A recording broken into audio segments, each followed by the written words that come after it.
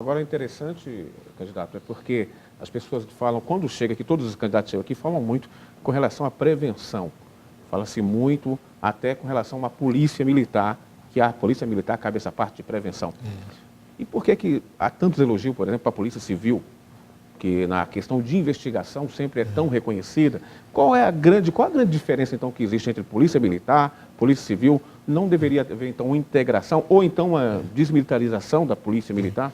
Necessariamente tem que haver integração das polícias. A polícia tem que ser uma polícia. Tem uma ostensiva, que é a polícia militar, e tem uma polícia investigativa, que é a polícia civil.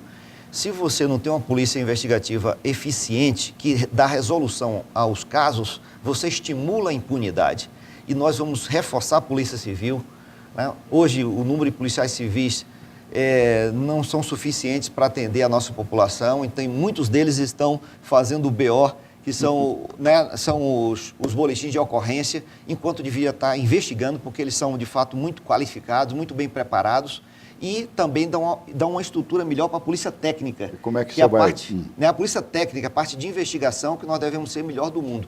O bandido tem que saber o seguinte, nós temos que criar essa cultura. Cometeu um crime no Distrito Federal, ele tem uma certeza, que será descoberto quem foi, será punido exemplarmente. Aí sim, ele vai cometer o crime em algum lugar, mas não aqui no Distrito Federal. Caso eleito, o que você vai fazer para vencer um negócio que está marcando as nossas polícias já desde umas 2 ou 3 eleições para cá, de 3 governos para cá, mais ou menos.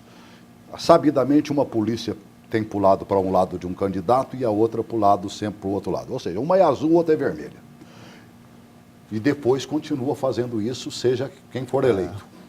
E aí, para vencer isso e acabar com isso? Isso é gravíssimo, né? Não podemos admitir que uma instituição que cuide da segurança, portanto, da vida das pessoas, possam ter alguma conotação política. No meu governo, eu jamais entregarei a polícia para um deputado, para uma pessoa, para fazer a sua política individual. Isso é uma tragédia. A instituição séria, capaz, competente como é a nossa polícia, jamais pode aceitar um comportamento como esse, porque aí passa a investigar ou inventar contra os adversários, protege os bandidos que são amigos. Isso não pode mais acontecer na nossa cidade. É uma questão central despolitizar completamente e fazer uma polícia cidadã, querida. Tem quadros fantásticos, maravilhosos. O mais difícil, Celso, para fazer uma boa segurança pública, a maioria esmagadora e absoluta. Para ter o mais difícil para ter segurança pública chama-se pessoal. Nós temos ter uma política consequente, profissional, valorizar o mérito e valorizar os policiais competentes, seja na polícia militar ou na polícia civil. E jamais permitir que utilizem uma instituição que cuida da vida e da segurança das pessoas para o fim político. Geralmente, esse ano nós temos aí vários candidatos que são militares, estão aí fazendo uma política até em nome da corporação, né? Infelizmente. Agora, deixa eu mudar de assunto. Vamos entrar agora na questão de transporte.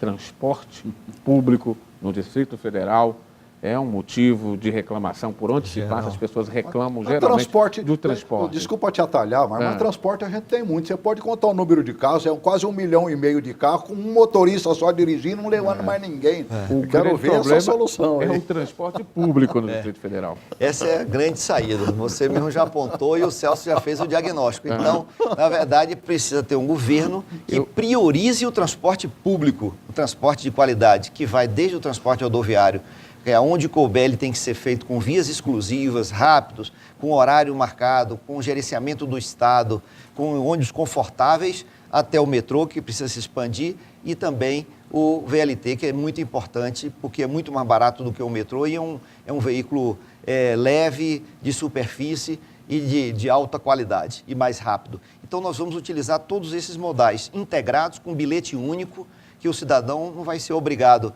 a sair de casa cedo, pegar um ônibus péssimo e pagar 2, 3 passagens para trabalhar. Isso vai acabar no Distrito Federal muito em breve, já parou. O que está sendo feito aí já será aproveitado? Como é que você visualiza essas obras que não conseguem se terminar aí, mas que seria exatamente para colocar o transporte E veja o problema, bolaram um negócio no Natal de uma linha, até mudaram a cor, era verde, agora parece que é cor de rosa, sei lá. E para ter ônibus grande e abrindo as portas ao lado contrário, que se abre hoje em Brasília. Disseram que não conseguem fazer acontecer os ônibus para isso, amigo.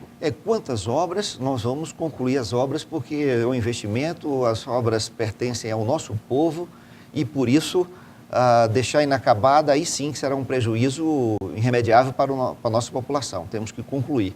Agora, aproveitar melhor isso, como você bem colocou, a questão do transporte, ter via exclusiva para ônibus, né? Para ter uma velocidade maior, a abertura no ponto de ônibus tem que ser na altura da plataforma de entrada do ônibus e também você adquirir a passagem antes, de tal maneira que você tenha agilidade de entrada e saída e aumentar a velocidade. Se aumentarmos a velocidade do transporte rodoviário hoje em 10 km, nós estaríamos 10 km por hora, nós estaríamos bem servidos do transporte público. É interessante que eu falei aqui do problema do transporte, aí o Celso entrou lá, você falou que deu o diagnóstico dos carros, a gente quer saber agora a profilaxia, porque se há aqui um problema e há o diagnóstico, qual é a cura para, por exemplo, o trânsito no Distrito Federal, quando a gente fala em estacionamento aqui no centro de Brasília, que é um problema sério. A primeira coisa é ter o transporte público de qualidade. Se você não tiver o transporte público, não adianta fazer o apelo para que a pessoa utilize o transporte público e deixe o seu carro. Então, transporte público de qualidade. A segunda é revitalizar as áreas centrais do Distrito Federal, ter estacionamento subterrâneo, né? E por tal maneira que a pessoa sinta estimulada a usar o transporte público, como ocorre nas grandes cidades do mundo inteiro, que tem transporte de qualidade, a pessoa tem seu carro, mas não utiliza para ir ao trabalho. Então, o estacionamento subterrâneo seria uma resolução, uma solução para isso? É importante nas áreas centrais da cidade, Marcos, porque essa área tombada é a nossa característica. Nós temos que revitalizar, está no meu programa de governo, revitalizar o setor comercial sul. Aquilo virou um muquifo, é uma área degradada da cidade, está ali as crianças usando droga, à luz do dia, área de prostituição. Nós não podemos, é a área central da cidade. Então, nós vamos recuperar, revitalizar e, para isso, tem que resolver o problema dos estacionamentos.